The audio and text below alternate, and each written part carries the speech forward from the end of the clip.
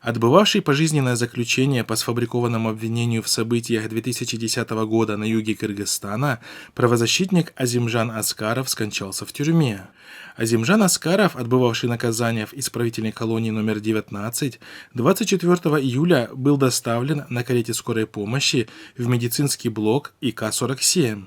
Ранее о том, что Азимжан Аскаров серьезно болен, сообщал его адвокат Валерьян Вахитов. Международные правозащитные организации призывали освободить его в связи с плохим состоянием здоровья. После июньских событий 2010 года он был задержан по подозрению в организации беспорядков и соучастии в убийстве сотрудника милиции. С нашей стороны, нашего государства, мы должны были представить неопровержимые доказательства вины.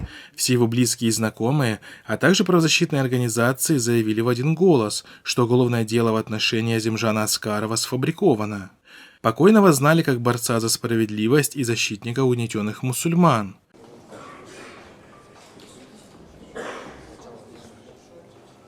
Напомним, что 24 января 2017 года Чуйский областной суд приступил к пересмотру дела по вновь открывшимся обстоятельствам, но в итоге оставил прежнее решение в силе.